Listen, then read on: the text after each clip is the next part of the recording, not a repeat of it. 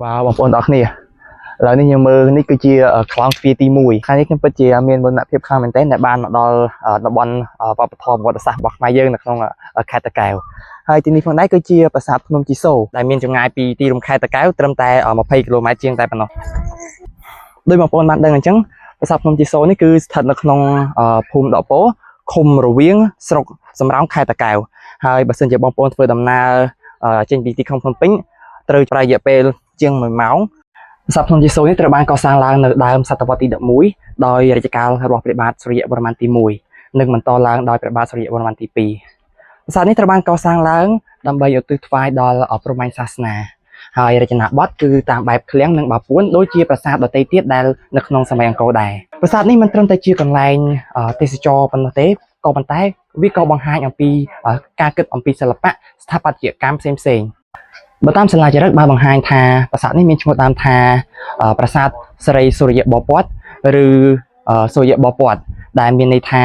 ជាភ្នំរបស់ព្រះបាទសូរ្យវរ្ម័នទី 1 ហើយបើតាមរឿងព្រេងនិទានរបស់ខ្មែរដែលចាស់បាននិយមនិយាយតគ្នាមកថាមានស្ដេចមួយអង្គបានពេញចិត្តនឹងពររបស់ព្រាហ្មណ៍ដោយសារតែការពេញចិត្តពរទាំង3នេះព្រះអង្គក៏បានសាងសង់អាស្រមឲ្យព្រាហ្មណ៍ស្នាក់នៅហើយអាស្រមនោះគឺជាប្រាសាទភ្នំជីសូរដោយដែលបងប្អូនបានឃើញតបថ្ងៃនេះអញ្ចឹងប្រាសាទនេះត្រូវបានកសាងឡើងដោយថ្មភក់និងលីបូនីតនៅក្នុងកំពូលប្រាសាទគឺយើងបានឃើញប្រាង្គសក្ការៈហើយនឹងបណ្ណាល័យសងខាងហើយគឺមានបណ្ដោយសរុបចំនួន60 ម៉ែត្រនិងទទឹង50 ម៉ែត្រនៅពេលដែលបងប្អូនបានឡើងមកដល់ប្រាសាទនេះអ្វីដែលគួរឲ្យចាប់អារម្មណ៍ជាងគេនោះគឺយើងបានឃើញនៅ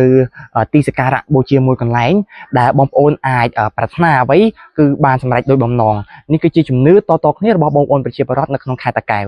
វ៉ាវគឺថាអស្ចារ្យខ្លាំងមែនទែន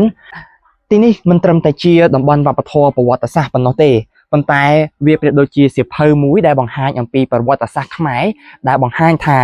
សម័យខ្មែរដ៏រុងរឿងនោះគឺពិតជាមានស្ថាបត្យកម្មនិងបញ្ញាដ៏អច្ឆរិយៈដែលគ្មានគូប្រៀបទៀតផងអ្វីត្បិតថាផ្នែកធំមួយចំនួននៃប្រាសាទត្រូវបានបំផ្លាញដោយសង្គ្រាមនៅក្នុងឆ្នាំ 1970 ក៏ពិតមែនក៏ប៉ុន្តែយើងនៅតែឃើញមានការជួសជុលនិងស្ដារឡើងវិញអំពីប្រាសាទនេះដើម្បីជាកេរដំណែលវប្បធម៌ប្រវត្តិសាស្ត្រមួយដល់កូនចៅខ្មែរជំនាន់ក្រោយ